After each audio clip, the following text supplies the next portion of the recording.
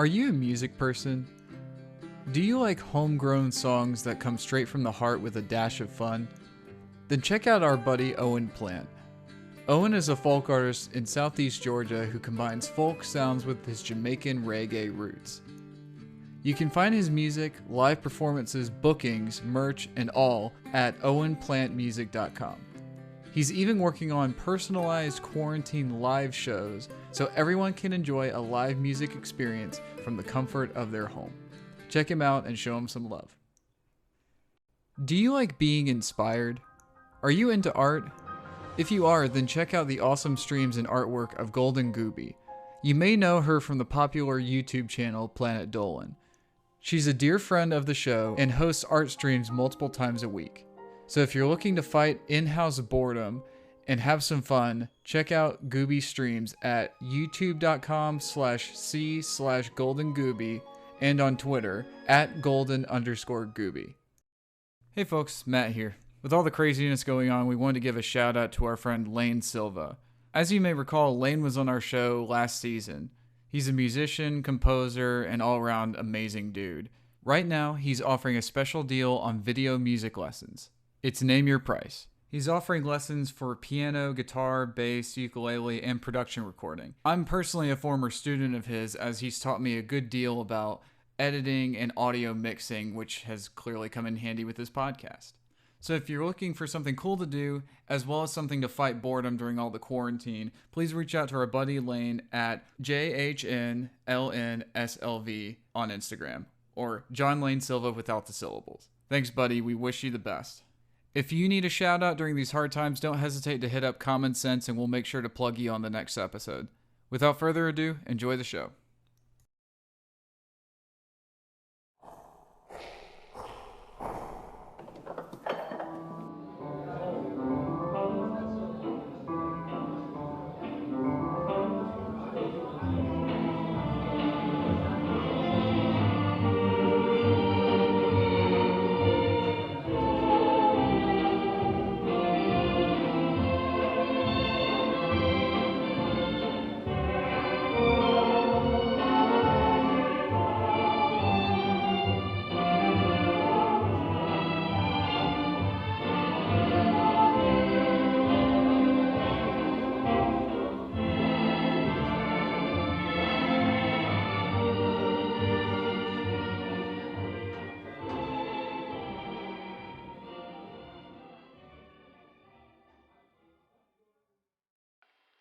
I am a poor wayfaring stranger. I'm traveling through this world of woe, yet there's no sickness, toil, nor danger in that bright land to which I go. I'm going there to see my father. I'm going there no more to roam. I'm only going over Jordan. I'm only going over home. I know dark clouds will gather round me. I know my way is rough and steep, but golden fields lie just before me, where God's redeemed shall ever sleep.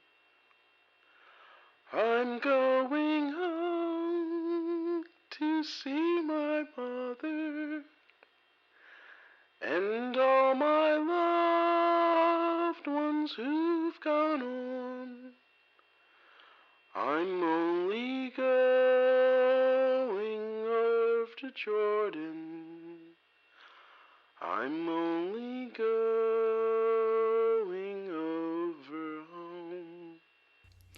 And we are live. What's up, people? Welcome to the newest episode of Common Sense. It's your boy, Jeremiah. And Matt, the guy who's just sitting here not sure what to introduce himself as. But that's where we are. And we are enjoying ourselves. So, two things. One, we're going to talk about 1917. Absolutely. But the first thing I have to mention with it is what I love about... I've been planning to do the first two bits of this song for a little while now, since I saw the movie. Jeremiah jumps in and says, I want to do it too. So he picks up the next verses. I don't think we thought about this. Yeah. But it's like the whole... Because the song is about going to the next life. Yeah, absolutely. One of my lines in the first line of my chorus is, I'm going there to see my father. Yours was, I'm going there to see my mother. Holy snap, son. Oh, we dying tonight? Dang, I didn't even pick that up. That's wild. I picked that up as you were singing. I'm like, this is going to be such a deep episode. Oh my god. Oh my god. That's wild. Prepare for feels. All the feels. And it's kind of fitting. No, go ahead. Where we are right now. So for those of you who are continuous listeners to us, first of all, thank you. Yes. And second of all, at the end of each episode, you'll probably notice that we have, the podcast is done by Lake House Creative LLC. So where are we at, Jeremiah? We are at the Lake House. That it was named at. That it was named. The Lake House, that is the LLC. Do you have a specific name for the house other than the Lake House? I think we've just been calling it the Lake House or Hartwell or the Lake for a while. And it's like, this is kind of a second childhood home for me. Yeah. And before all of y'all think I've got some Tony Stark shit in the fucking woods, that's not how it is. It's like this big box that was built in the 70s and it's old and I love it for every... Because Matt kept telling me we're going to the Lake House and I'm like, oh snap, it's like some Tony Stark type shit. Like, hell yeah, dude. Let's gonna be lit. Let's have like a little funeral and like have like all the kids standing around. Oh, you mean like an Endgame? I meant from Endgame. Which cabin were you thinking of? For some reason, I thought like his Malibu fucking shit. Oh, fuck that. No. I was thinking of. I love Endgame. his cabin in Endgame. Yeah, his Holy cabin shit. in Endgame is beautiful. So that's what I was thinking going in. But I don't know. It's better. Like this fits. Like this fits you. It's humble. It's humble. It's homey. It's definitely humble. I like it. It's so nice. But it's so chill. It's kind of surreal and somewhat meta for me because I'm sitting here. This is just a huge deal because so much of what has informed me as a person has come from this house. Ooh, nice. Whether that's my family, whether that's my creativity, what have you. Over on, and for all of our podcast listeners, I'm sorry, but this is a visual bit you won't get to enjoy. That wall right there, I used to hang my Sonic drawings on. Nice. And my other little drawings I would do as a kid. The living room over here, living room area here. So it's a big living room, but it's a living room. It's a living room, but that's where I first saw the Indiana Jones movies. Hell yeah, dude. And it's kind of insane. Is this where you watched Aliens or Aliens 2 up? No, that was up and coming. But funny enough, my aunt who showed me those movies now lives here in Hartwell. Nice. So it's really cool. If we didn't have all the craziness going on, I want her to be on. Yeah, that'd be amazing. But maybe down the line. But yeah, so this is very, very special. I was wearing a sweater that was my grandpa's, or a zip up that was my grandpa's that was in the closet still. It's very, I don't know, it's fun. Yeah, Matt went to put it on, I was like, all right, Mr. Rogers, I see you. It's a beautiful day in the neighborhood, and there goes all of our listeners. I was going to do something more about... I was gonna say something more like about like, and there goes all of our monetization. But fuck it. But get a Patreon at some point or whatever else people do nowadays. All the food. One of the things I wanted to point out with this episode is I think it's really fitting that the last episode that we recorded was the last time in your old apartment, and now here we are at your lake house, and you've moved to a new home. So I really like even on the podcast the last two episodes. And going to the episode we record after this, I'm assuming we'll record at your place or my place. Yeah. But if it's at your place, we'll break in the Matt Cave. Yeah, it'll be Matt Cave returns. It'll be ooh, there we go. There's our episode. That's our episode. A part of me, if I had thought about it beforehand, what I've kind of been referring to the old cave as is the Matt Cave begins. Oh, there you go. I like it. So the Matt Cave returns. But like with this, over the last two episodes, it's a transition. Like it's definitely a transition, and I think that it's a transition for your life, and it's also a transition for the podcast that you get to, or it's documenting your transition.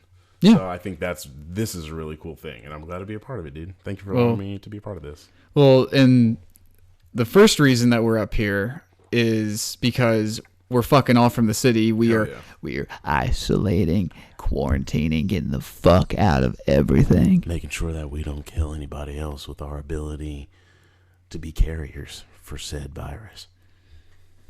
I was going to do some Joel shit, but I couldn't think of any dialogue. I just went with a voice, and that's the voice that came out, and I was like, it's a thing now.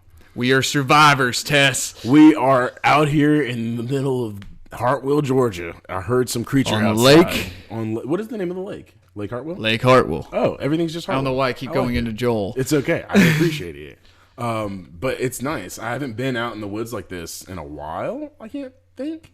And it's not woods, but it's like, it's nice. It's not like, Cabin in the Woods, Evil Dead bullshit. It's not Cabin in the Woods, Evil Dead bullshit, and it's also not like suburban, you live right behind like a preserve type bullshit. It's like you're out here, and I like it. It's super nice. It reminds me of home. Yeah, I miss home. Home is a good way to describe it because, especially after my dad died, we came up here a lot. It was just kind of our. We were closer to the family because my cousins grew up here. Their parents, my aunt and uncle, are here too, and then my other aunt moved up here, and then like we'd all just kind of congregate here, and it'd be this really nice thing to kind of, I don't know, this mutual ground, and I don't know, it's pretty amazing, and like this is gonna sound like some fucking either BoJack Horseman or Community shit, but it's just like having you up here. You're actually the first friend I've brought up here ever. Really? Yeah. Really? Yeah. What? That's wild.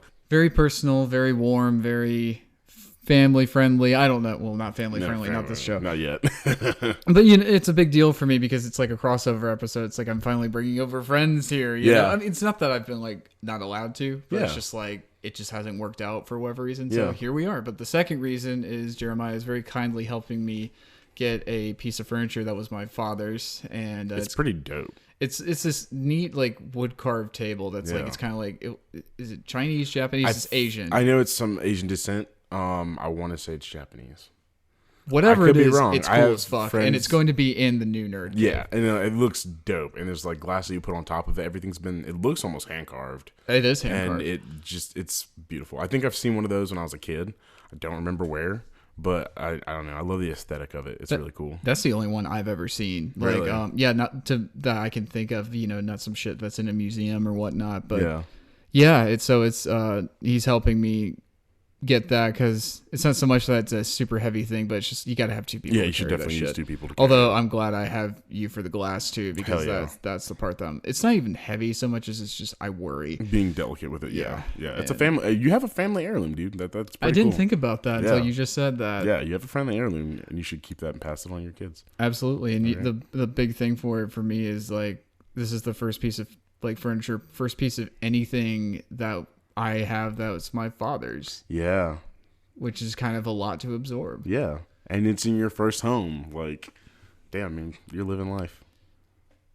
Considering the low point I was at in November, the bounce back's pretty nice.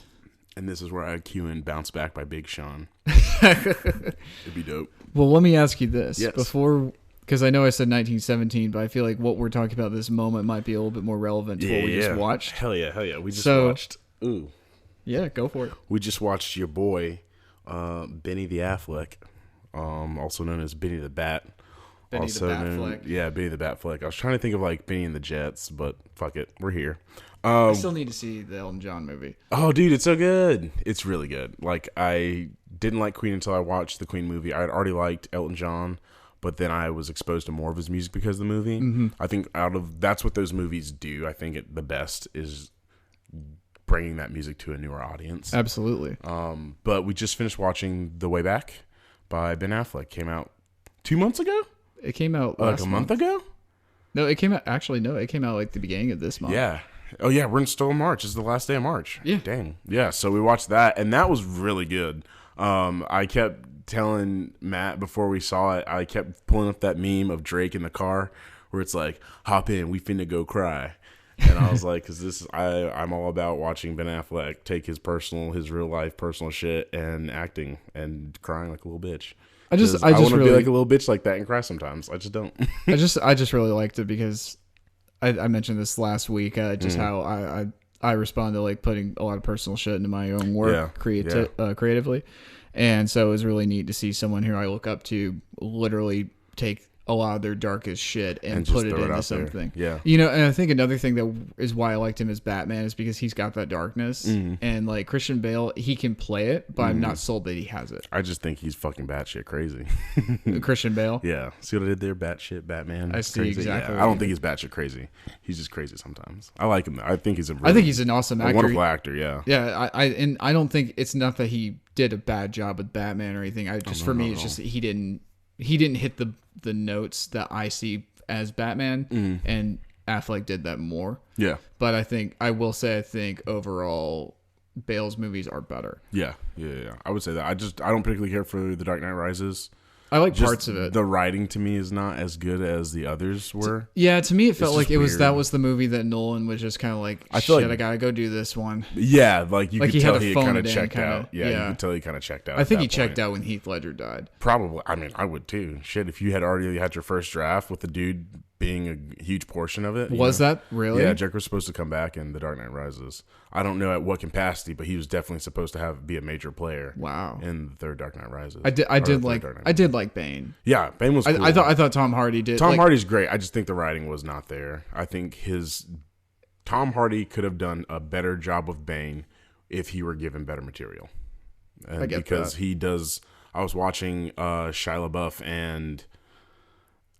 Adam Driver, and all those guys. They were talking about... It's like a round table thing? Yeah, the round table thing. I may have talked about it last episode, but Shia was talking about how Tom, whenever he's on set, like, he runs the set. Like, he shows up, and he's almost as if he's first. So, like, when you're shooting, like, TV shows, you're first because you're the main character, and you kind of run it. But, like, he's like, no matter what, like, that's his set, and he's, like, about his work. I respect that. Yeah. So like, it was really cool. He's like sweet, love dude, amazing. But like when he's time serious. to work, he's time to work. Yeah. Good. That's a good way to go about that, and that's professional. And I think that's how Ben was on Live by Night. Yeah, dude. Yeah, he was like on top of his shit. He wasn't like I heard when he was acting in a scene, I wasn't around him necessarily when he was, except for that first day. He's kind of method, so he really gets into it, and I get that. From whenever I met him, he was literally about to jump in. No, he had already jumped into his clothes. So when I met him, he was like puffing away on a cigar, blue smoke in my face. It wasn't like a dick thing, people. I've told this story before. And like we kind of had our little moment, said hey to each other. That's cool they acknowledged you. Yeah, he was like, you ready to shoot the scene? I was like... He said that? Yeah, I was like, I'm just here, man. Like, yeah, that's why I'm here. So that was really cool. But he was very much like... He wasn't like chipper ready to go shoot this. He was like, you ready to go shoot this scene? I was like... He was getting in... Yeah, man. Yeah, he was already in it. He was already in it. Not to mention he's like making all the calls behind the camera too, which just... So this is like... Just trying to do it behind the camera without going in front of it terrifies me enough. Oh, dude, it's fun. So, like the times that I've done both. Oh, it's fun when you do it, but I couldn't do it to that scale. Yeah. Oh, God, no.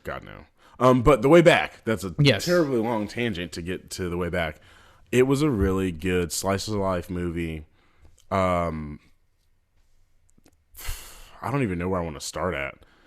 I'm gonna come back at more towards like the spoiler stuff. I feel like you would set up better than I will. I liked it because it's kind of to set up the movie without spoiling things. It's you would expect. It's him. He's playing this guy who works at a construction site, and he was a basketball champion when he was in high school, which was over 20 years ago. Yeah. And he's an alcoholic. He's got all this crazy... I mean, he's in the fucking gutter when the movie starts. And his old school calls him back and says, hey, our basketball coach just had a heart attack, and he's going to recover, but he can't continue the rest of the season. We need somebody to step in. He reluctantly agrees to finally do it. What I loved is, and this is something I told you right off the bat when we were watching it, is I'm the kind of person that sits there and rehearses like conversations, like serious things. And what's funny is he's rehearsing the conversation to basically say no to the offer. Yeah. And then he ends up, of course, showing up and doing it. But I've had that story happen before. A friend of mine, before we were friends, really. But a friend of mine a number of years ago, he's now a friend of mine. At the time, I barely met him. Yeah. He was wanting somebody to do some music video stuff for him and whatnot, and I originally went to the meeting that we scheduled to say no. And then I met him, and I was just like, I want to work with this guy. He's great. This is the kind of person I want to be around. And here we are. I'm cutting something for him now. Hell yeah, so dude. It's just, I really, really related to that. And just also particularly going back to the whole him rehearsing everything. I've been there, and it's really, you get in your own head and it can fuck you over. Yeah. Yeah. But one of the minor characters, I guess he was a minor character, the basketball kid that was like the best on the team. He was really cocky about it. No, not the cocky kid. The kid that was like really humble about it. Him. I really liked his. One of the things I will say, part of me felt like the movie went a little bit fast and skipped over some stuff. Because at one point we were lost. We may have not been listening. Yeah. But I really do appreciate within each of the boys, they had like their own little thing. Like there's 3 guys they touched on. The kid that couldn't be at home after 7 and he loved basketball. Then there was a kid that was playing basketball because he loved basketball, but his dad didn't approve of it, so he had to deal with that whole thing. And Ben Affleck's character kind of saw that, and he like approached him about it. And that there wasn't spoilers, because I'm gonna definitely get into the spoilers. We're digging deep into this. If you want to skip ahead, go ahead. Skip ahead. The young dude, like his little arc ends when you see his dad and his 2 little brothers at the basketball game. And that's huge. And it was huge. I feel like that scene wasn't undercut because they had put the time into creating that little storyline, and it didn't take up a whole bunch of the movie. It was very cut and dry. It was like, this kid's really good at basketball. His dad used to be the star. His dad felt like it wasn't good for him, like himself, and so he didn't like follow the scholarships and whatnot. His son loves basketball. His dad's more focused on helping younger siblings because he had a loss in his wife and all this shit. I really appreciated not making that a bigger thing than it was, because you had Ben Affleck and you had his wife and their whole bullshit. The whole arc had, with like, all the that, 2 other kids. But even within that, I would say that kid's plot line lasted maybe 7-8 minutes within this hour and 42-minute movie. But they wrote it in such a good way, and they didn't just like harp on it like, this is what's wrong with this kid. It's not fucking ABC Family. Yeah, bullshit, it was. Yeah, it's not an ABC like Disney Channel movie. It's just like, this is a problem. This is what happens. You don't have to see him function in that brokenness entirely, but you see him overcome it. And I thought that was really cool. Because even with the way the film ends, it is, I say slice of life because it's very real. Like, Ben Affleck loses his job, like, and he doesn't get to come back as the coach. But the team got to learn what they needed from him. One of the things my mom always told me was like, people are in your life for seasons. So like, I really appreciated that aspect of it being a seasonal thing, not like, we're bringing Ben Affleck back. He's gonna get drunk, and then he's gonna like get kicked off the team. Fucking Mighty Ducks. Or some and shit. He's gonna have to like learn how to get over his bullshit so he can come back for the team. No, the motherfucker need to go to rehab so he get healed. But the kids helped him get there. But the kids helped him get there. Yeah, and I appreciated that it wasn't like the kids help him get there in that like cheesy ass Disney shit where it's like freaking the terrible movie that they kept showing the trailers for with it's not terrible. I haven't seen it yet. It does not look fun to me. The little girl and Dave Bautista, where she's trying to teach. I think it looks terrible. It looks god awful. Like, it looks like dog shit Jones. I'm sick of fucking movies making kids like, I don't know. I just don't like it. I've got that. I just don't want to break the rules. I got that bullshit stuck in my fucking head, and I want to fucking stab myself in the ear every time. Cut that part off where I said I don't like her. I do like her. I think she's a cool actress. I don't know what I've seen her in, but I'm sick of shit like that. It's like really gimmicky and it's hella gimmicky and formulaic. And like these kids, they didn't really do much to show him, like, hey, you live a better life when you are abstaining from alcohol and you're like putting yourself towards these things. It was more realistic. It was just like, one kid's messing around with all these girls, and Ben Affleck's like, I'm gonna tell all of them, and then like make you run laps. Like I thought that was really cool. Yeah, I thought that was really cool because that was something the kid had an issue with. Ice. Yeah, and dude, that's it. Great Value Vanilla Ice. That's who that kid was. Great Value Vanilla Ice. And I really appreciated the way that they did that within the film. Because it was very, like, with a lot of stuff that I've been learning more recently, I've been learning that when crazy big changes in your life happen and, like, you realize, like, oh, crap, man, my childhood was crazy, like, and then I've learned, like, all this cool stuff about myself, it's not like, achievement unlocked. It's generally like, oh, snap, I figured this out about myself. and then you keep moving. It's not like this huge fucking deal. They're not throwing a fucking hero party for you. Right. It's like, oh, congratulations, you figured some shit out. Yeah. The world keeps spinning. The world keeps spinning. You were talking about that on the dock earlier. It was, see, it's funny because like I've kind of real quick coming back to the house here. I find that when I come back here, I find some clarity in whatever is going on in my life at the time. And that's just funny that seems to be a prevailing theme of not just this episode, but like your experience here. You've only been here for a couple of hours. Yeah. Yeah. No, it's just mom was also very wise. People are seasoned. Is that what it was? I'll play it for you later. I know it's some people are in your life for seasons and some people are in your life for reasons. Yeah. It's crazy. I wish I could have met her. She sounds amazing. I got some shit for you. After the podcast. But yeah, no, it's pretty great. She was a hella fucking wise. So like it was really, I really appreciated the movie for what it was. The performances were really good. He was amazing. I just love seeing Ben Affleck be sappy and sad. Like it just makes me happy because I can't get there as a person. And like very rarely, but to be able to see someone that can get to that point, at least in acting, as a performer, is such a beautiful thing. It's because it's like you are conveying the feelings that I wish I had. Like I love that. What I really liked about his performance in particular was there's a scene. I actually commented about when we were watching. They're at a birthday party. And everybody's singing happy birthday, and they've cut the audio out. It's just like the score, and it's just the shot slowly pushes in on Ben. And he just looks miserable, like he's dead inside. But the thing is, it's like there's little moments where he smiles, like it's like the kid's looking at me, he's smiling or something like that. And he does that on the court too, at a couple of different points. And it's one of those things where what I loved is that you can see the defeat in his face, but the smile is genuine. The little emote is genuine. It's just he's having to pull it from that place of that's one of the things I will have to agree with you is like his ability to show duality of emotion within a facial expression. That's a lot. Like that's really good. Like, and I really appreciate it. I think that's why I do enjoy a lot of his acting, because like you said, I don't know, I see that face that he makes where it's just like, I'm going through it, I feel it, but I'm gonna try and like, I'll give you something.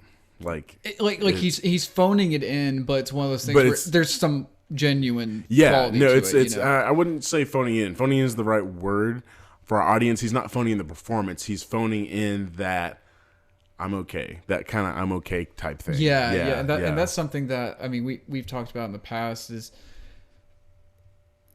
I think we both decided that this is something we are working on is if we're not okay, we're not going to sit there and have a fucking meltdown, but it's just like if somebody asks how we're doing, we're giving them honest answers. You're going to honest answer. Like I've definitely, and I've told you this, I may have said on the podcast, I will like take a second and be like, oh, how am I actually feeling? And like a self-assessment. And one of the things I will say that I've done more recently is depending on who I'm talking to, I will stop myself and think about it, but depending on the relationship with that person, I won't necessarily go into full detail. I may just kind of like half-ass with them because I know that they won't they won't treasure me being vulnerable with them. So learning how to allow yourself to be vulnerable with the people that will be able to properly assess what's happening instead of you're like, oh man, I'm going through all this shit today, whatever. Well, it's gonna get better. God's got you. No shit, bitch. Like, instead of just giving you some Hallmark Channel fucking bullshit. I'm sure they mean well, but they mean well. To me, it's like it's kind of wasted, and it's just like, okay, I'm still coasting. Yeah, it's like and I think that's a dangerous thing when people do that because then you get into why are we so like. Gee, I feel like more perspectives again. God damn. Well, we're bringing it back. Crossover episode. One other thing I wanted to add is just I didn't like how the therapist was portrayed. I know it's one scene at the end. I didn't like that. I was very much, what's the word? I don't remember her much. I remember she was saying some shit. I thought she was going to be important with the way it was shot because it was shot over the shoulder, kind of like they were hiding her face. Well, like and they were pushing it on Ben the whole time. Right. And so I get the emotional impact of it, but yeah, I agree with you. I feel like you and I are really blessed for like the therapists that we had after talking to other people because some it was too sterile. Yeah, like some therapists. I'm advocating for people to get therapists. Absolutely, you should do that. Absolutely. Like even if you think you're healthy, you probably are and are not. because we lie to ourselves.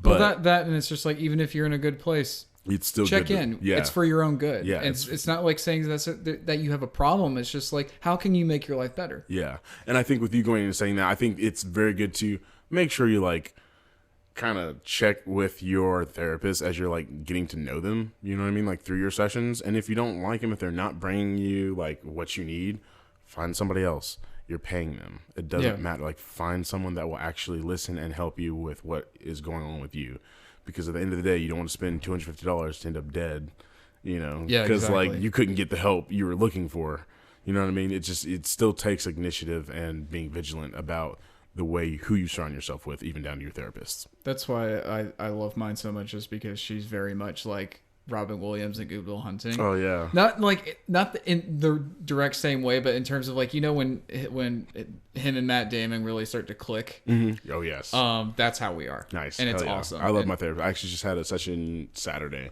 and like my therapy sessions have really they've become like checkup points more so than like, how can we help you this time? Patch the gap in the dam. Patch the gap in the dam, because I do so much work on my own with my mental health and my emotional health. Yeah, like, and I was telling Matt, with this quarantine thing, like, it's been one of the best things for me, because I've been alone so much. I've been able to sit within myself and like learn all this crazy cool stuff. And I'll add that when I went to go pick him up today, he was standing on the rooftop looking over a cape billowing in the breeze, going, "I am darkness. I am vengeance. I am the night. I am Batman. I am Batman." Oh shit, I haven't done Batman forever. Yeah, it's I am Batman. It feels nice. Titties.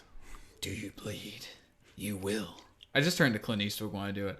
But but to jump back real quick with what's cool is when you see that therapy session. I like the fact that they do push in on Ben. Ben is the focus of that. Mm-hmm. I'm nitpicking something. Yeah, I think probably my favorite scene is right after that, when his ex-wife comes in. Mm-hmm. And they give each other a hug, and I don't want to spoil this detail, but they've been through a very rough specific situation together that they have to be there for each other. And so even if they're not together, they need to be there. And he just basically makes a confession. Mm-hmm. Like, it literally is like what you see a confessional scene in like a church in a movie or something. It's like that. And just, I had heard about that scene. Apparently Ben actually broke down crying, and he had a total breakdown when they did that scene. Really? But they just kept rolling. Nice. And the director came up to him afterwards, and he's just like, "We got to use it." And he's like, "Use it." Oh, hell yeah. And so it's like when he starts to break down crying, when his voice starts cracking, like, he's not acting. No. And that's one of the really cool things, is when you have a story that you relate to so much that you get, and I'm speaking from hearing other people's experiences, like from what I hear, you get lost in that role, and everything that you do within that character is right because you are that character, and that character is no longer a character, it's a human being, as a personality. That's what acting is. That's what acting has become. That's what acting should be. For all my actors out there that are listening, fucking do that. I'm just going to give a special shout out to a very special person who has done this, and I've seen it happen. Oh my God.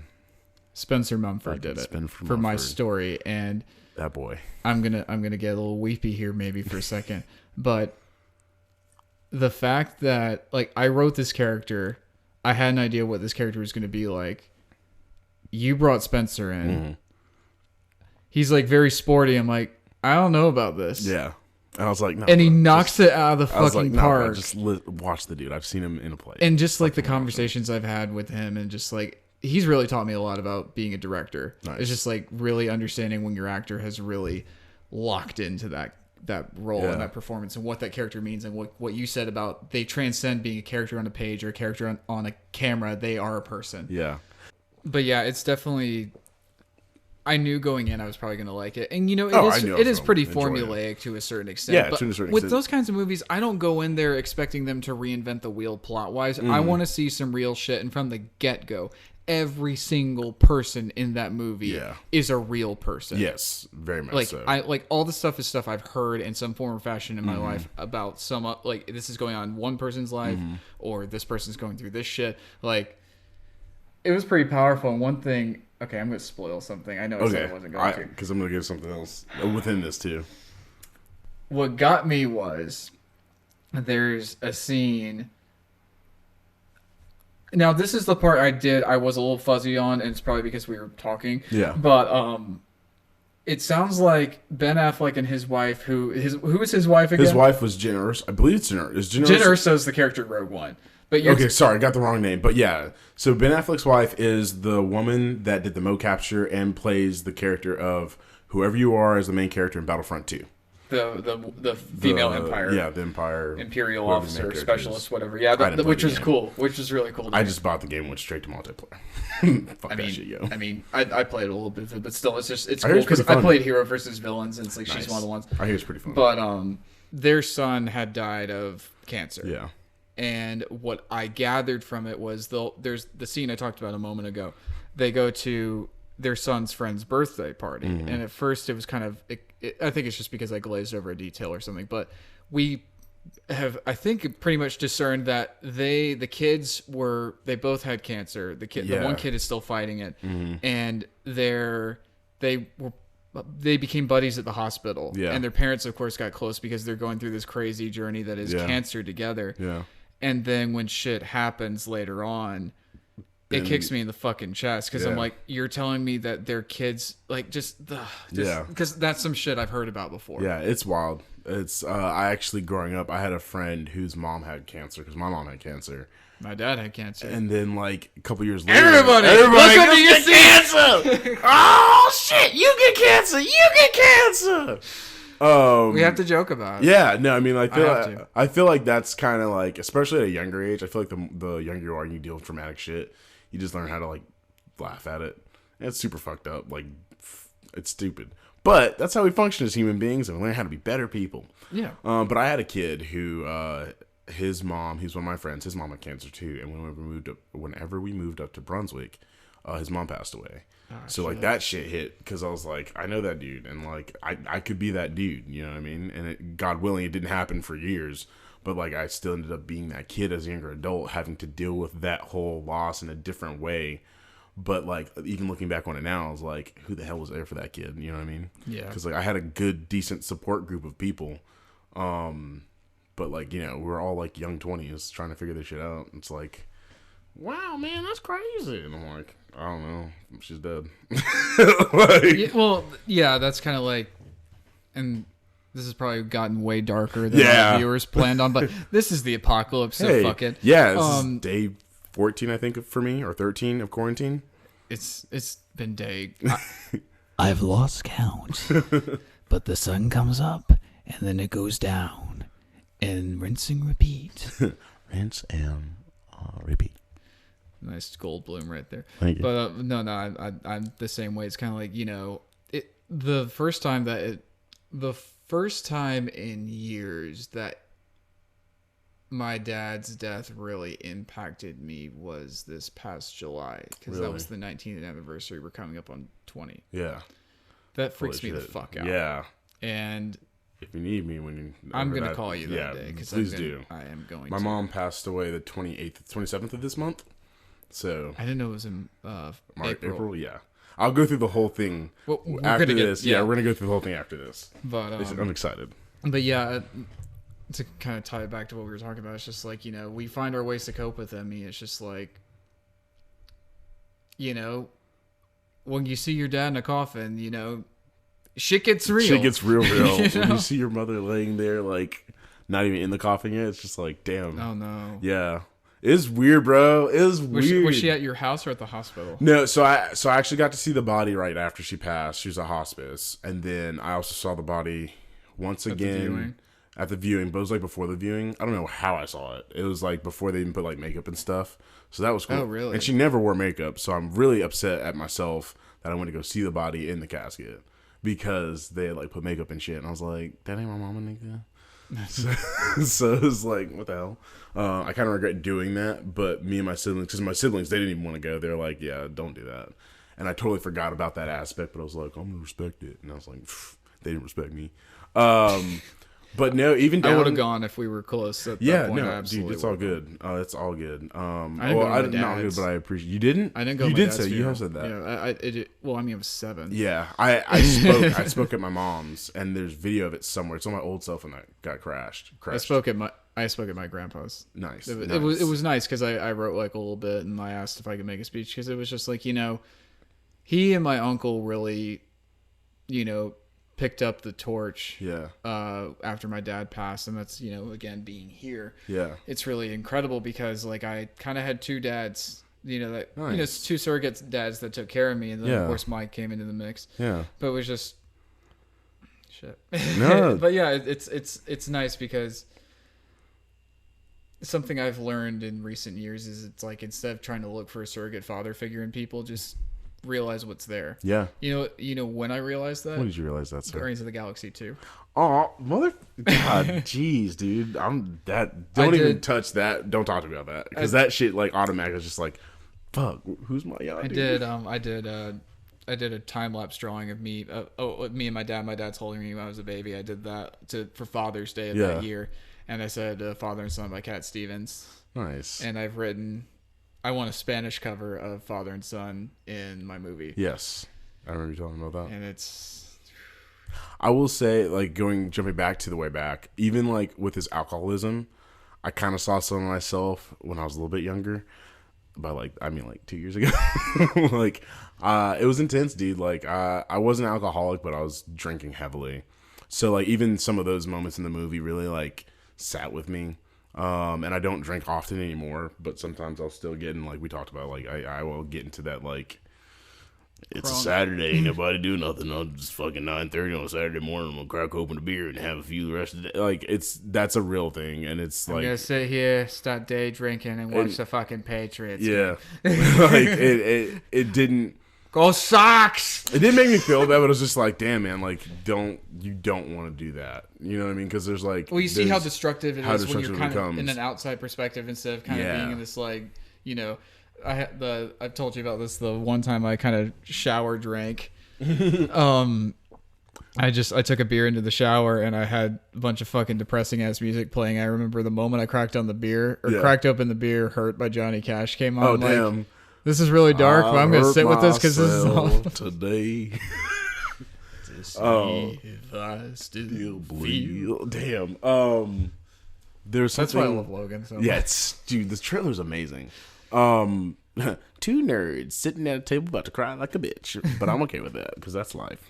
We talk about all the things, motherfucker. Well, were you about to bring something? I don't know what I was gonna bring back. Well, don't worry about me. I'm not alcoholic. Go ahead.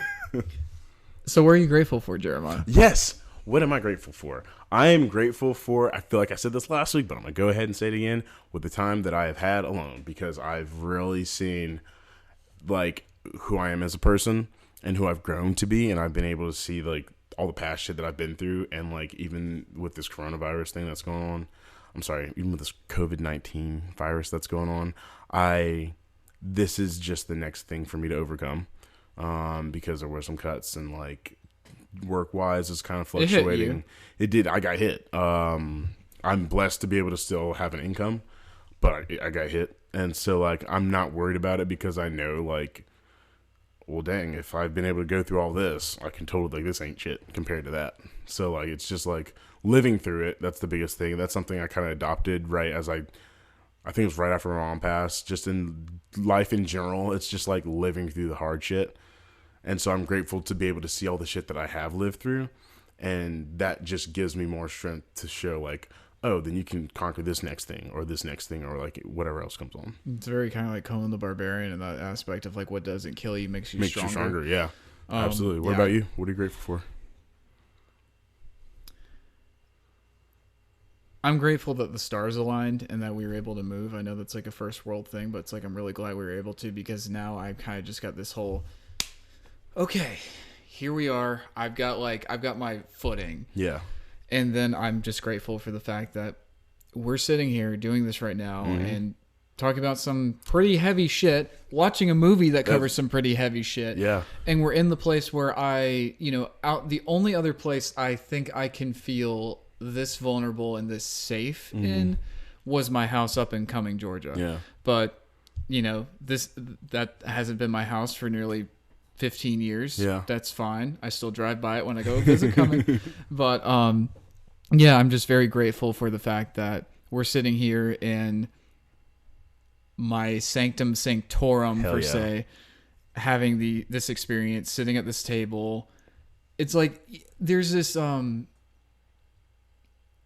there's this presence here for me that's just like, you see in movies all the time, people will like look around an empty room and then they'll see like the memory of like their kid running around or some shit. I did that last I feel time that I went here. home. I did that last time I went home. Really? Yeah, I stood out in front of my house for like 3 hours. I was on the phone with somebody. But like as I was on the phone with them, I was just telling them like all the life stuff that I had done, just looking at the house. And I was just like, it's crazy being an adult looking into the house, because it's like, when I was a kid, I used to look out of the house to see what was outside in the world. And now that I'm older, I'm looking back in to see who I was as a person. That's shit. Yeah, that's kind of what I see it as, is that right here, I look to the living room over here and I see where my true love of cinema was born. And, I have pictures of me standing out in that backyard area with my Indiana Jones hat. Nice. And a little wooden, like one of those like little wooden snake things. You know, they kind of move. They're like, they're stuck in the middle. There's like a rope in the middle. Yeah. That was my whip, or like a belt or something. It was just like, my creativity really blossomed here. And there's just a lot of warmth. And like, even though I will admit I had to sleep here once by myself, it was a little eerie. Just 'cause I don't think it was eerie because it's like, ooh, the ghost is going to come and get your butthole. But you're out in the middle of the woods. Like, well, it's like not even just that, but it's like there was nobody else here. And I'm so used to there just being people here. So when it's just empty by itself, I'm like, dude, I sense a disturbance in the force. There's a disturbance in the force. But yeah, I'm just very grateful that the stars aligned and we could make this happen, and we can be sitting here having this really deep, heady conversation in the place I feel totally safe in. Nice. I mean, fuck, this is where my family in Brunswick evacuates to when the hurricanes come, Yeah, so this is literally a safe place. This is my Helm's Deep. I know you're not a Lord of the Rings guy, but this is my Helm's Deep. Nice. This is where I come when I need to, and what will hold together. Even if it doesn't hold together, it will hold together as true as it needs to. Yeah, there you go. I love that. I really appreciate that. Thank you. All the Lord of the Rings fans in the audience are crying right now. Like, oh my god, it's so beautiful. Look to my coming. I know the first light on the fifth day. At dawn, look to the east. Nice. I'll improve my Ian McKellen and I'll bring it out. I brought it out at one point when I was working at Binders. Yeah. And I had a couple people really laughing their asses off. Really? Nice. What I need to do is learn some of his fucking like Magneto dialogue. Oh my god, that'd be beautiful. Or what I really I'm going to watch Dark Phoenix soon. I heard it was actually pretty good up until the third quarter of it. Let's watch it together, because I want to see it, but I'm not paying for that shit. Yeah, I watched a YouTube video recently. Yeah, don't pay for that shit. I watched a YouTube video earlier today that was kind of like breaking it down, because they're like, it is the Civil War of the X-Men movies, and it's really good. Yeah, he was like, it's really good for the last one up until like the third act, because apparently the third act just like cuts down everything it built the first two acts. And he was like, there may be even some really good emotional stuff that may be a little bit better than Civil War. And I was like, nigga, you about to be trashing on some shit that I call sacred. Civil War is like God tier for me. Like, oh my God. Well, speaking of Civil War, I want to share two things that happened this week. Yeah. I guess I have to tie the conflicts together first. I participate in two streaming party like live viewings of superhero movies. The first one was Doctor Strange with Scott Derrickson live tweeting the entire time. Like, we all started watching at 9 o'clock. I think it was on Friday night. Nice. And I watched the whole thing, and it was awesome. And he was live tweeting the whole time. A lot of cool insights, a lot of cool directing, like knowledge and stuff. It just made me enjoy that movie even more. And that's my favorite like origin movie since like the first Captain America. Yeah. But in tying with the conflict stuff with Civil War is I watched Batman v Superman with Zack Snyder. Oh, snap, son. Hashtag release the Snyder Cut. Hashtag release the Snyder Cut. And what was cool was, because Scott Derrickson live tweeted, and I thought that was awesome. Yeah. And I said thank you at the end, and he liked it. Nice, hell yeah. But what was cool with Zack Snyder was he did it on Vero, and he had essentially, I think, just a webcam pointed at him reacting. He's in a screening room. I'm assuming it's his screening room, and I fucking want that shit because it looks like a private movie theater. Nice. And you can see the movie coming through the projector or whatever. And I only caught the last like 30 minutes of that just because I woke up late, and he did earlier in the morning. Yeah. But on Sunday actually. But it was cool because I watched all the way from when Bruce is in the ruins of Wayne Manor. Okay. And Alfred, and it's basically him and Alfred having the conversation before he's like, I have to go fucking do this. I have to kill the Kryptonian. Yeah. But from that all the way to the end, and like what was cool is Snyder had all of his like notebooks from the movie. Oh wow. And like he had these big sketchbooks, these big like hardbound sketchbooks that had the storyboards in That's wild. And he was showing them, and he's like, oh, we storyboard this. We should people criticize him for his story stuff and what have you. Go be as you will with that, but the visual eye that guy has. Oh, it's beautiful. All his storyboards are so damn close to the movie. It's insane. Like even like at the end when they're doing Superman's funeral, like the military funeral versus the small funeral. Yeah. He storyboarded like the big howitzers shooting. Oh wow. For the tributes. Yeah. However, he storyboarded it to the T, and then they shot in IMAX. And he's like, "Fuck it, let's go slow motion." I'm like, "Fucking hey, you go slow motion." Hell yeah. He seems like someone I would just have a ball like being on set with. Yeah. But a couple fun details he pointed out. He mentioned that when Superman kills Doomsday, but in doing so, he has to like pull himself in to do it. Mm. When there's that big shockwave and they both scream at the same time before like Doomsday dies and then he dies. Mm. That's what woke up the mother boxes. And I'm sure with his cut, that's more prevalent. But, ooh, damn, that's good. Oh, it gets better. Oh. So Harry Lennox, he's the Air Force colonel who is from the first movie, the second movie, not so much, but he's in the second movie. Okay. He's the one that Lois Lane goes to with all the conspiracy stuff. That's Martian Manhunter. Oh, shit. Damn. Where's my Justice League Unlimited movie? Shit, like we have. Sounds like we had it, but then fucking WB. We got the Joss cut, the Justice League. The Justice League. That's funny. But that's not my original thing. Yeah, I didn't think so, but that's funny. It was just really cool because he talked about like all these different things, and like he talked about paintings he likes. He's talked about like books on philosophy he's read. The motherfucker is smart. Oh shit. And so it's just like whether, to each their own with your taste with him, but it's just like it just made me love him even more because I'm just like, you put so much thought into this shit, and it just. I understand. Okay, maybe we could polish the script in a few places and certain things, but that happens with everything. Yeah, absolutely. And that was just such a treat. And him talking about like when Wonder Woman came in, he's just like, I want her to be the one that had fun during the fight. Yeah, because her freaking theme is the dopest. Like, good lord. It is some of my favorite shit. That is some of the best shit that has come out. The entrance. It's just like the Valkyrie has landed. Like, dude, it's so great. Like, that is some of my favorite shit from the DCEU. But, I recently watched the last 4 episodes of Primal. As in, like, Genndy Tartakovsky's Primal? I was literally just Googling to find out what his name was. Yes. I cannot say it. Famous for Samurai Jack. Famous for Samurai Jack. Dexter's Lab. Oh, I didn't realize he did Dexter's? Oh, yeah. What the fuck? Oh, yeah, man. No. He's Primal? Star Wars, The Clone Wars, the original series? Okay, I remember he did. I heard he did that, and I was like, Have you seen it? I have. I watched it as a kid. I've got most of them. Dope. Do you really? Nice. Like, because they did 2 parts. Shit. They did, like, the one that was closer to Attack of the Clones, and then they did the one that's closer to Revenge of the Sith. Okay. It literally leads into the opening scene of Revenge of the Sith. Nice. Hell yeah. So good. But no, finished watching Primal, and that was, like, some really good shit. I remember the first episode was just 30 or 21 minutes of just like intensity and like watching these 2 characters having to grow a relationship. No dialogue. There's literally no dialogue the hour and a half this entire series runs.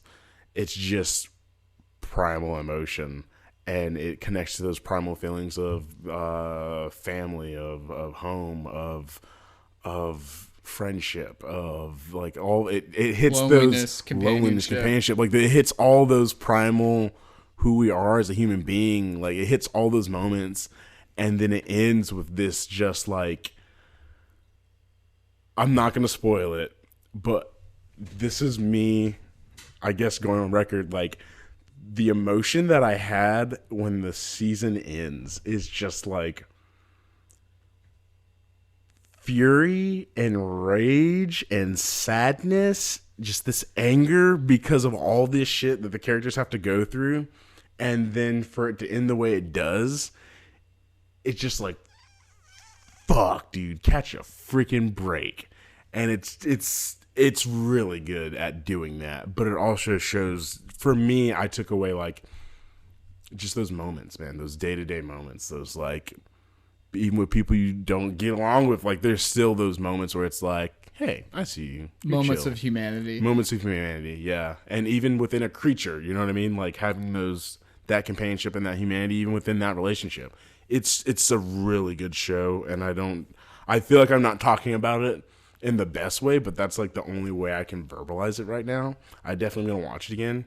But like, damn, man, like Primal's pretty freaking dope. It's really good. The first episode, because I heard about it, but I wasn't aware that it had already started airing, and I caught it one night on Adult Swim. I'm like, oh my god, I didn't miss this. It was the episode with the mammoths. I think that's first or second. I think it's like no, it's third. It's third. Yeah. I think it's third. I think it's third episode. But yeah, they're oh like shit, that one. Yeah. Dude, how great is that one? That one, just like him looking into the mammoth's eyes, and then the mammoth, the understanding, yeah, like just being able to reach that primal level of like, oh, you've seen some shit, and like you are prepared to do shit. We don't need to mess with you. Yeah, and it's like, this isn't personal. Yeah, it's literally just surviving. It's literally just surviving, and it's so beautiful. It's so beautiful. Primal's great. I love Fang, the T-Rex. Yeah, the T-Rex is amazing. Like, what sold me? What's the dude's name? Spear. I think it's Spear. Okay, cool. But yeah, that was like, okay, J.J. Abrams' Star Trek. Yes. The first 10 minutes of that first one rips your heart out and hands it to you. Oh, yeah, so beautiful. Yeah. Primal does the same thing. Yeah. Multiple times. Oh, throughout every episode. Like, it does that in so many different ways. It's so good. And in different aspects of the human character. And that's what's great about it. It's not just, oh, we're getting this, like, disheartening thing in the same way. It's like, no, this is disheartening in a completely different way. I love how violent it is. Dude, and I love how, last episode when like Spear just goes to wreck shit, he goes to wreck shit. I looked over to my friend Joseph and I was like, he just fucking killed everybody. Like what? Dude, that shit was wild. I love that he looks like Conan too. Yeah, I know too. I was like, me and Matt have been playing the shit out of Conan. That's one of the things we talk about. We've been playing Conan the Barbarian on PS4.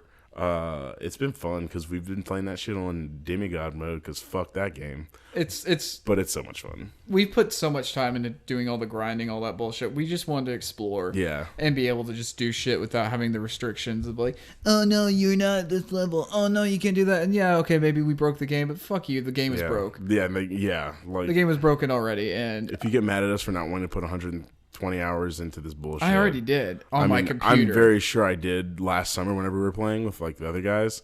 But yeah, I just want to play a game now. I've become a casual gamer. Like I know gaming news and shit, but when it comes to playing games, I'm a casual gamer, and I do not apologize for that. I don't buy many games anymore. I say that, and I've got a number recently because we're just sitting here because of the fucking quarantine. But yeah, I'm not someone who is greatly anticipating like every year. Like I'm not upset that E3 got canceled. I don't give a fuck. I don't think many people gave a fuck because E3 has been going down the shitter for apparently the last several months. Like everyone's been jumping off board. And another thing for me is just like I'm not even aware of that, and I don't. Oh care. Really? No, dude. Like I don't care. They were probably gonna cancel it before the coronavirus. Really? People were just dropping left and right. So for this to happen, I think it kind of saved it a little bit so that it didn't get super. So it could die a death later on. Yeah, like I think a lot of gamers and like gaming companies, like the gaming companies didn't give a shit about them. They're just like, we're just gonna. Well, they're all doing their own fucking cons, right? now. And so now E3, I don't know what they're doing. I've just seen a few little articles and some YouTube videos, but we need to like, let's actually do that next episode. I will come in with like a bunch of information on it because I want to get better at like bringing some sort of news to it and like actually doing the research so we can tell people.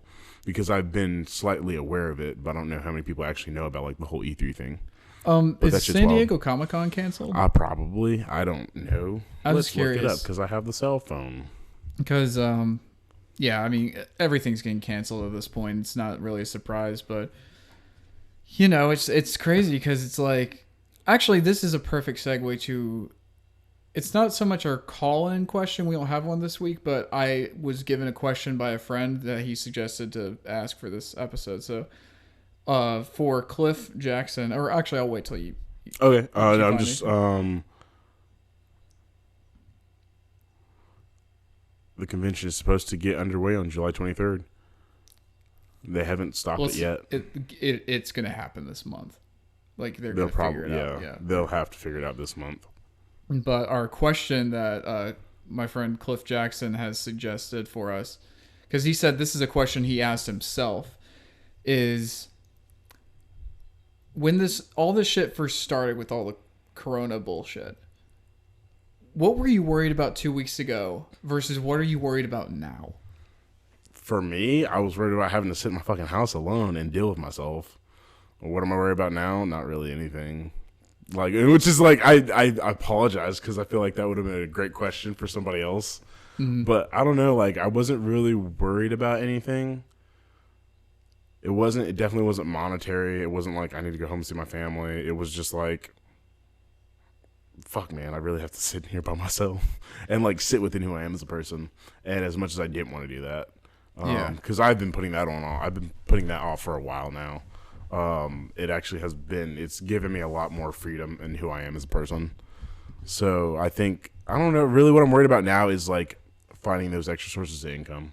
I'm not worried about it. Like, I know I'm going to be okay and like figuring out what it is. But I definitely think this whole quarantine time has definitely shown me, I guess one of the things it's definitely shown me is like how much discipline I have in terms of like food and like eating and shit. Because it's like when my roommate was there, I would eat when he ate, but now that he's gone, I don't eat until like 4 p.m. in the afternoon. And then I'll probably eat again at like 9 or 12 because I stay up until like 3 sometimes. Yeah, same. So it's like, like I don't have to eat. I probably should. Y'all are probably like, that boy's malnourishing himself. I probably am.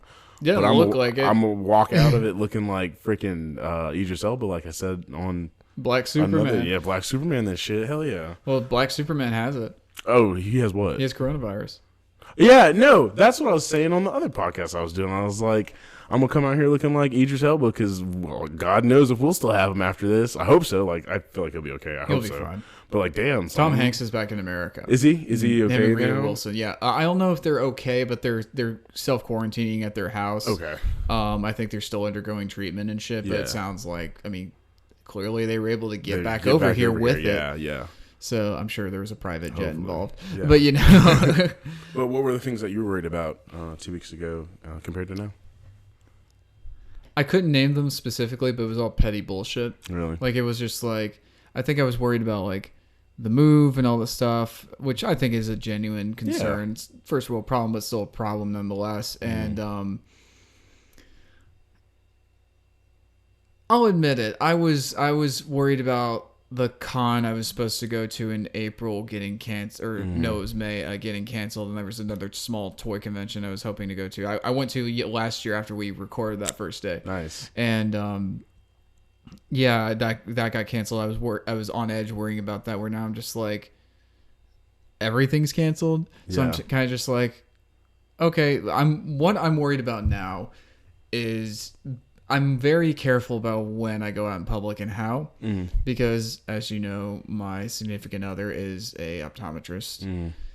She's also been hit by this whole thing, but you know, I'm not concerned about getting it and it killing me or something. I'm not saying that from like, I'm young and invincible. I'm just like, it's just one of those things where even though I probably don't take the best care of myself, I take care of myself. And it's one of those things where if anybody's going to be able to handle this stuff, it's going to be us because of our younger immune systems and shit. What I'm concerned about is getting it, giving it to her, and neither of us knowing, and then she take that shit to work. Yeah.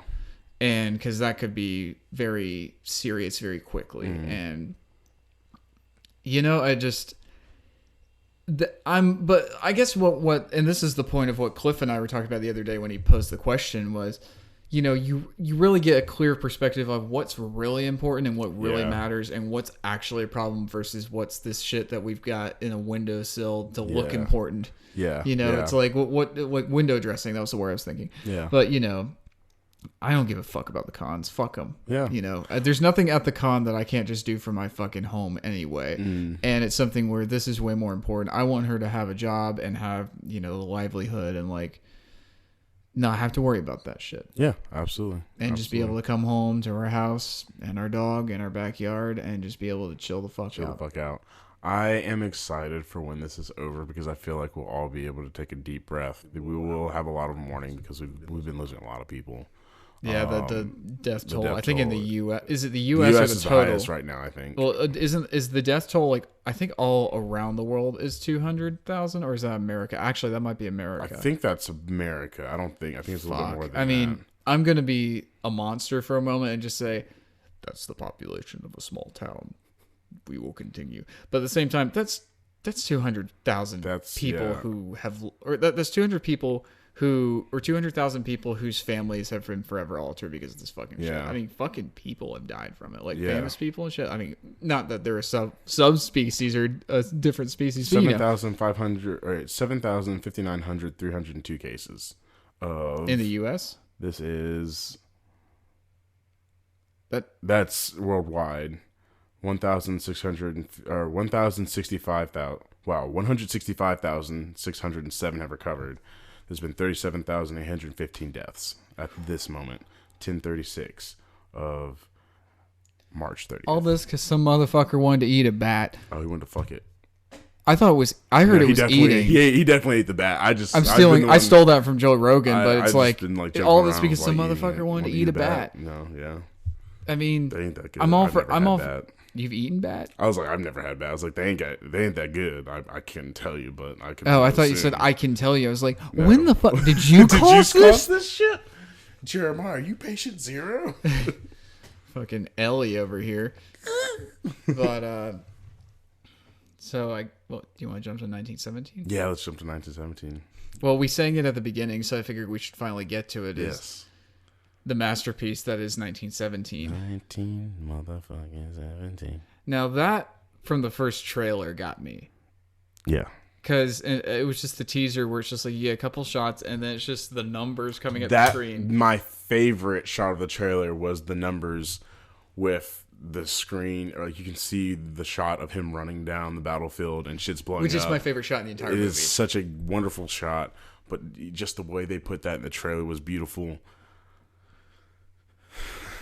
1917 for me was the Fury that I didn't know I needed. Like, Fury was great, and I love Fury. I swear by that movie. It's very good. I rewatched it recently. Wonderful. The performances are great. John Barenthal, Shia LaBeouf, LeBee. I think of Jeff Bridges. I think of Jeff Bridges in True Grit because that's Matt Damon's character's name. Oh, really? But he says LaBeef. LaBeef, nice. I think that's fucking that's great. Hilarious.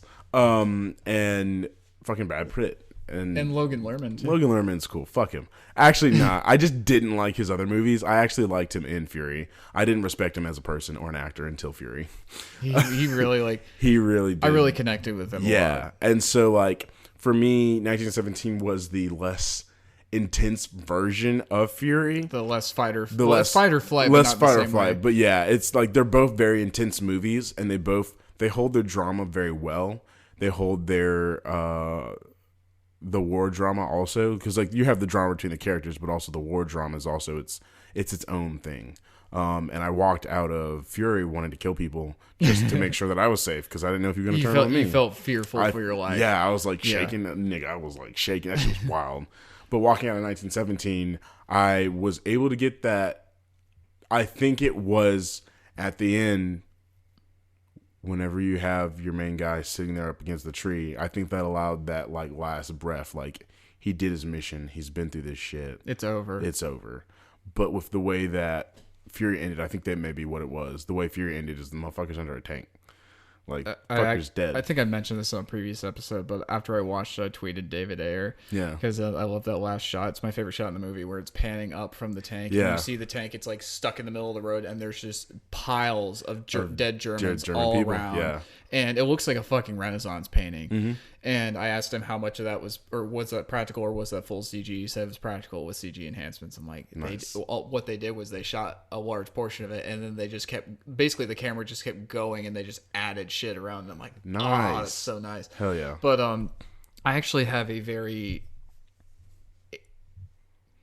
my analogy for 1917 is The Last of Us of war movies. Okay. It's got everything that you would expect from a war movie, but it does also have those very quiet, intimate, personal moments. Yes. Like one of my favorite moments in The Last of Us is when it's towards the end of the game when Joel and Ellie when Joel and Ellie see the giraffes. Okay. They're in the building and like she sees something, runs off, and he's just worried. Joel's running after her, being dad. Yeah. And they come to this clearing, and it's kind of hearkening to Jurassic Park with the Brachiosaurus.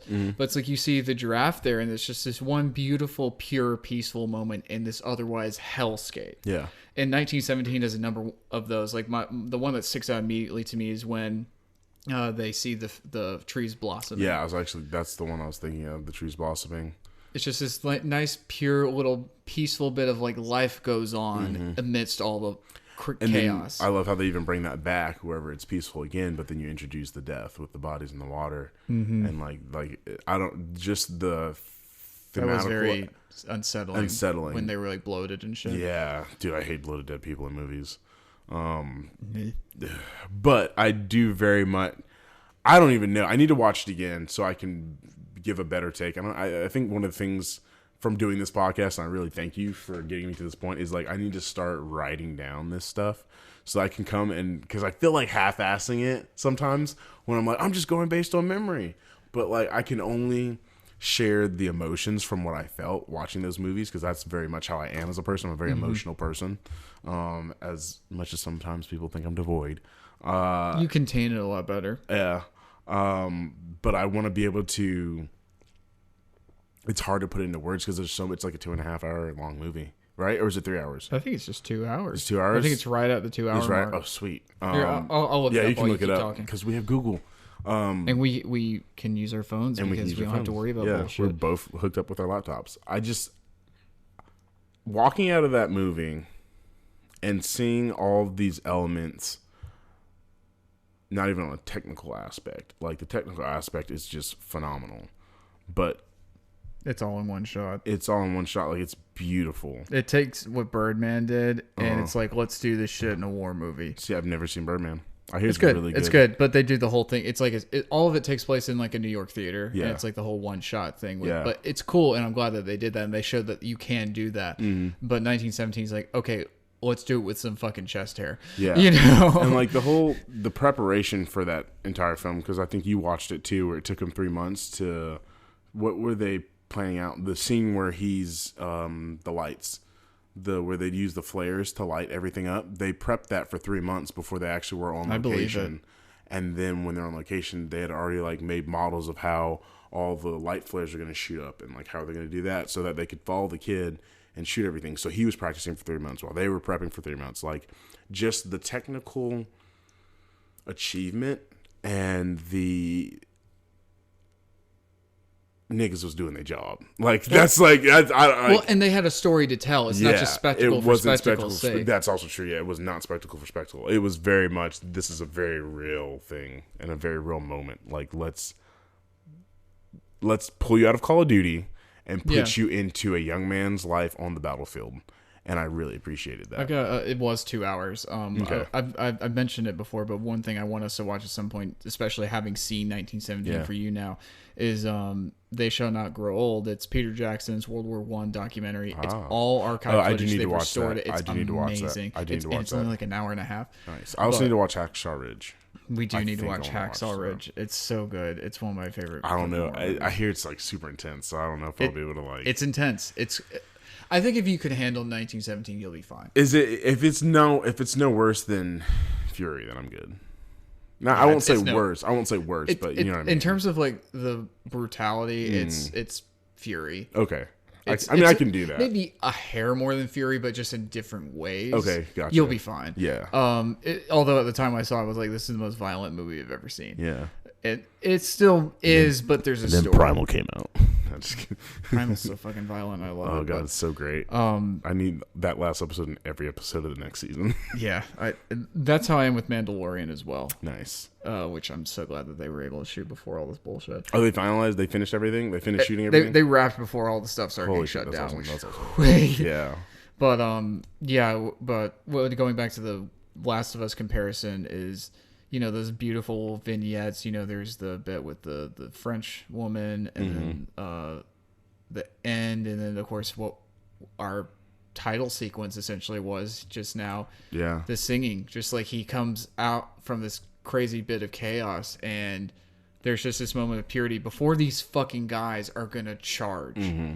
And there's just this one lone singer just singing this sad hymn of like, we're all going to meet our maker today. Yeah. And that's some fucking deep shit. Yeah. And what gets me is, you know, he gets to the spoilers. He does get to the Colonel played by Benedict Cumberbatch. Hell yeah.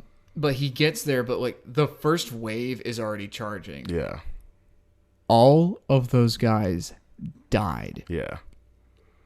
All of them. And you see that even in the trailer, you see that shot where they're charging the fucking no man's land, the field and everything. That first platoon is gone. Mm-hmm.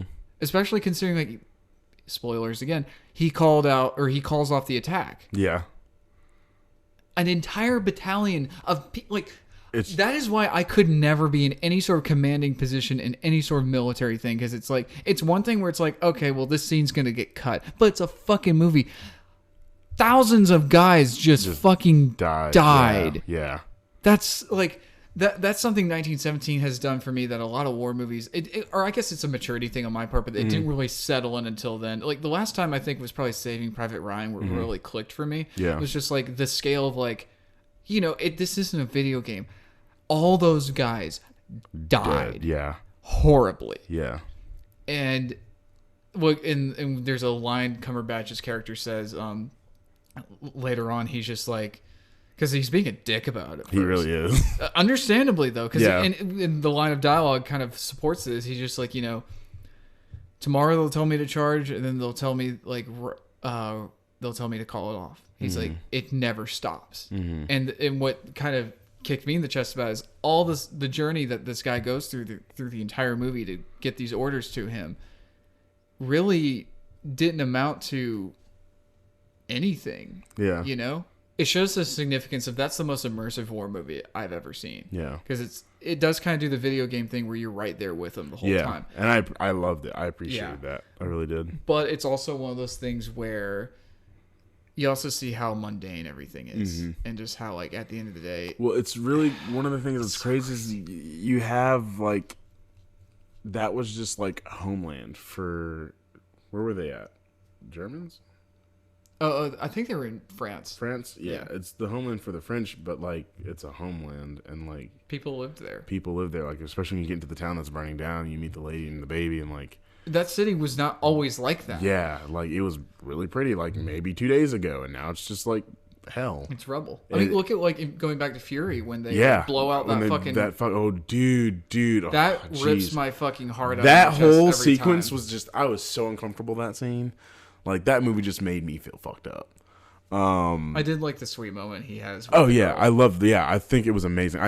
That needed to be in the movie. That definitely had to make the cut. Yeah. It was Jesus. And then at the end, when her hand... Jesus. I'm trying to think, what have I watched recently? I started watching Doom Patrol. Oh, did you really? It's good. Is it good? I've only seen like 1.5 episodes, but the first episode was great. They announced Ahsoka. Rosario Dawson's going to play Ahsoka. And I don't know shit about Ahsoka because I didn't watch any of the Clone Wars cartoons, but I love Rosario Dawson, and she's caramel looking, so you can just add some orange on top of that, and then make her Ahsoka. Her facial features are very similar to Ahsoka. I'm excited. I've seen Clone Wars. I haven't seen... I need to catch up on some of the new episodes. Yeah. But, I love that. I know a lot of people are like, why isn't the voice actress playing? It's like, because the voice actress doesn't look a fucking thing like her. What does the voice actress look like? She's blonde. Oh, yeah, that's good. And she's a gorgeous lady, and she's done on-camera stuff. But she doesn't look like her. It's just how it is. And, you know, I'm cool with that. It's a segue. This was my thing. You can cut this out. This is just Jeremiah being ignorant really quick. My roommate was like, Rosario Dawson's playing Ahsoka. And I was like, oh, that's fucking dope. He was like, but like, what did he say? He said something about, because he brought up the girl from Teen Titans. He was like, oh, she's black and something. I was like, I wonder if they're going to like paint her. I was like, well, it wouldn't be hard because she's already like caramel looking. She's not like dark skinned like me. Yeah. So like, hell yeah. And then I think I was the one that was brought up. Like, they could have fucking painted that bitch from, what's it called? Titans. I haven't seen it again. This is someone from the outside who has not seen it. So this is me being ignorant. But like, I was like, but I don't know. I'm happy with Rosario Dawson playing this character because one, she's a great actress. She can totally do it, and like you can just throw some orange shit on her caramel skin, and like it'd be cool. Well, I feel like with that is with the Star Wars stuff. It's not like with Titans where it's like they're kind of doing an interpretation. Everything's consistent. In Star Wars, obviously, okay, one's animated and one's not, but it's like. Everybody looks, even if it's stylized, it's like their character still visually translates to how they are in the live action stuff. Like Saw Gerrera, granted he's older, but it's the same character. He's very clearly the same character, and like and that goes both ways. It's like when Leia shows up in Rebels, it looks like Leia. It looks like a stylized cartoon version, but it's very clearly Leia. Clear Leia, yeah. And it would be, I'm fine with it because it's just like. They got the best person for the job. For the job, yeah. Absolutely. And what are they going to do? Take Rosario's voice out and then have her overdubbed by the other girl? That makes no fucking sense. I fucking want the homeboy that does the voice for Dark Sidious in most of the cartoon shows, who also did the voice for and the motion capture for fucking Starkiller, to fucking be in the live action Star Wars universe because he fucking deserves it. I bet you he'll show up somewhere in the Old Republic stuff. I fucking hope so, because Starkiller is the OG pimp ass motherfucker who gonna bust choke your ass and then stab your shit. Test me, bitch. I love Starkiller so much. I need to replay those. You should replay the fuck out of those. I have both of them on my Xbox One. They're so good. I remember enjoying the first one. They're so good. Second one's fun. You can cut people in half, but other than that, it's not that fun. You can cut people in half? You can cut people in half. You can cut their heads off, cut their arms off, and cut them in half, yeah. See, I miss the dismembering. It's just like... I'm very upset that they didn't put that in the first game, because I feel like the first game would have gone way overboard. The first one, I just felt like you were hitting with a fucking wiffle ball bat. Yeah, but it was cool. Like it was still cool. Kind of the way he uses his lightsabers, the way Batman started fighting in Arkham games, where it's like... Yeah, it's like how many combos. Yeah, it's kind of like that. It's good. I love the Force Unleashed games. What are your favorite isolation stories in either movies, TV, comics? First one that comes to mind is 10 Cloverfield Lane. That's a good one. I don't like the first Cloverfield movie as much as people swear by it, but 10 Cloverfield Lane is pretty great. It's fucking wonderful. Shouldn't have been in the Cloverfield universe, but whatever. I think that whole thing is again unnecessary. I haven't seen Paradox either, the one on Netflix. I heard it's kind of shitty. Yeah. Although I thought it was dope as fuck that they didn't announce it till the Super Bowl ad, and then they just put it on Netflix. Day, yeah. That was big dick energy. I was like, that's baller. They're just like, I'm gonna flash my dick, and now you can have it. Off the top of my head, I think that's the only one. I'm trying to think of like any other shit. Aang sitting inside the ice ball for 100 years. That's some isolation right there. I'll come back in the Avatar state.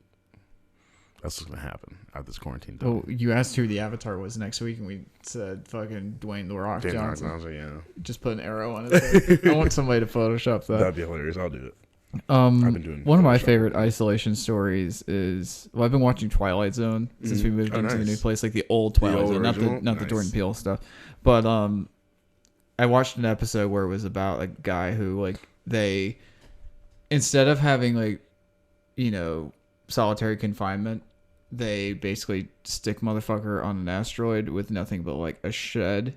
Oh damn! And basic need or your basic shit, and they have a supply ship come and bring him this resupplied every couple 3 or 4 months, I think. Damn! This show came out in the fucking 50s. Yeah, that's amazing. Yeah, that's kind of heartless. But and the guy who brings in the supplies and stuff, he's like, I think this is cruel, and he's like, well, I didn't do it. All I want is a pardon, and so of course we'll see how that happens, but. Dude brings in a robot woman.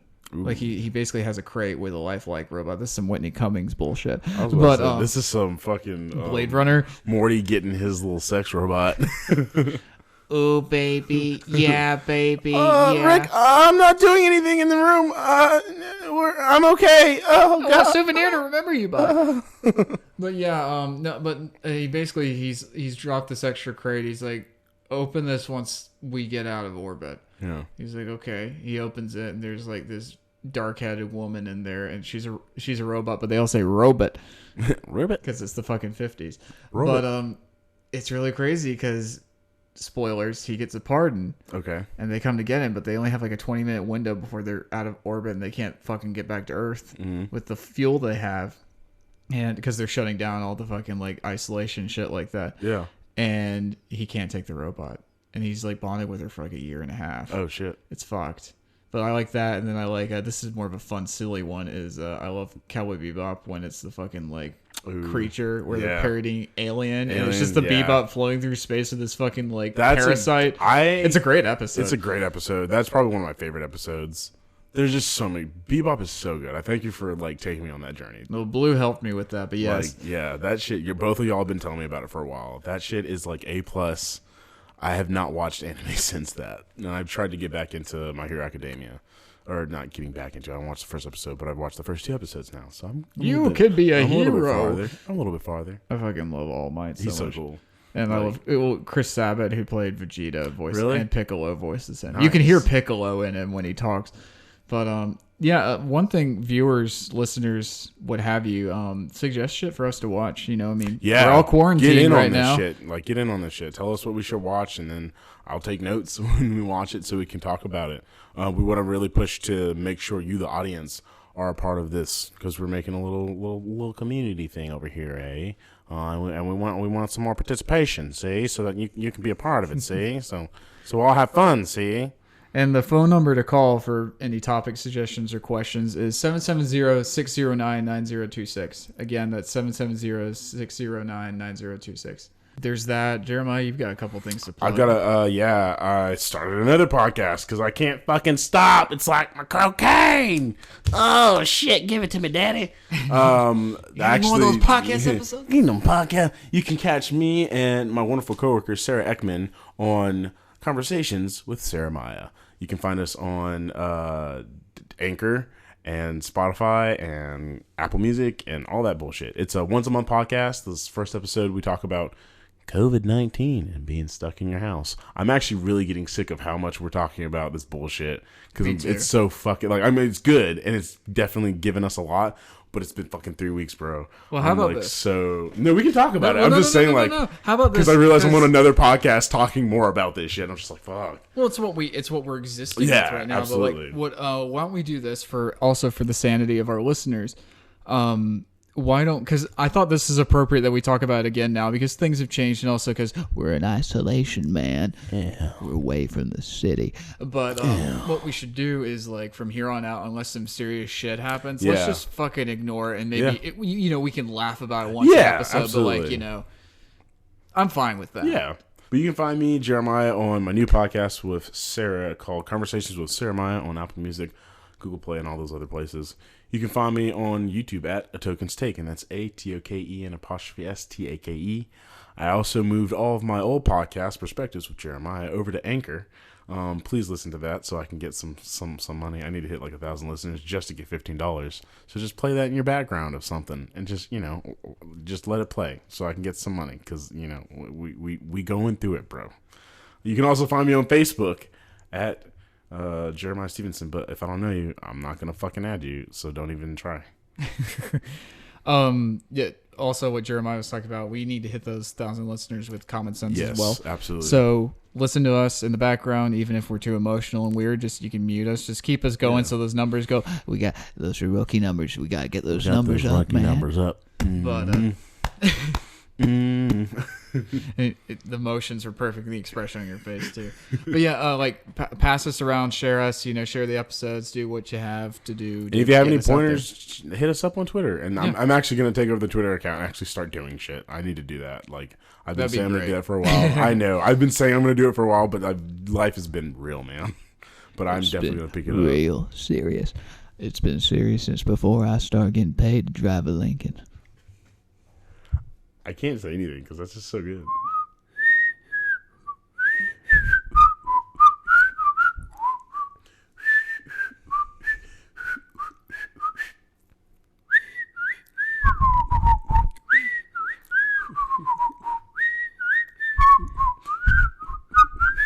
I love that we just did that. Yeah, that's great. That I was doing it because he's doing it in one of the commercials. Does he really? Yeah. I didn't know that. Yeah. I didn't know that. Yeah. What? Shit. Damn. So yeah, this will be even though I guess technically last episode was our first sponsored episode. Yeah. Not counting me, just like, hey, it's my LLC. Hey, let's make it look like we're sponsored. Yeah. I'm gonna actually have a sponsor segment with this one too.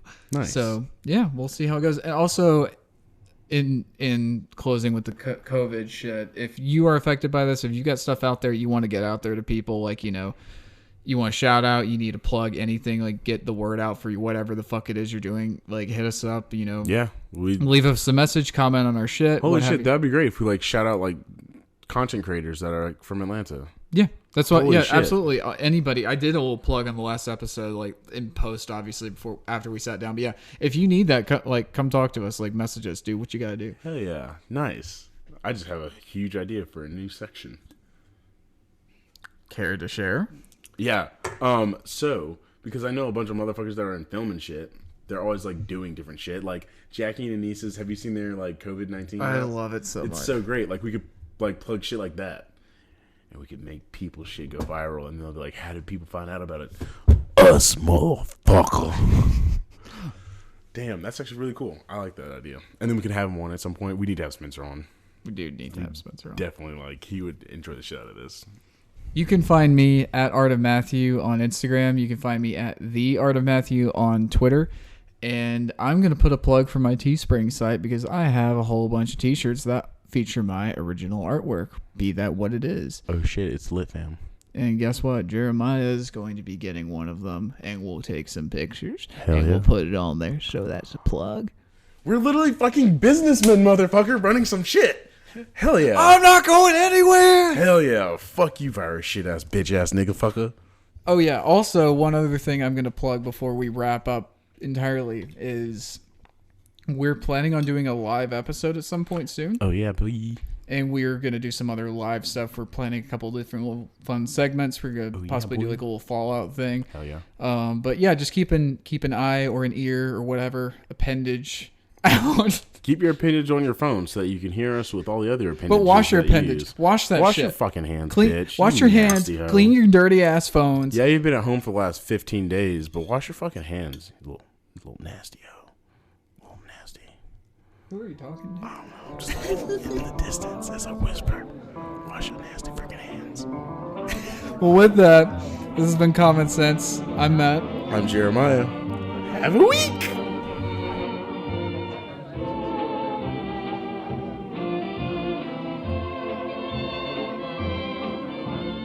The following audio presentation is property of Lake House Creative, LLC.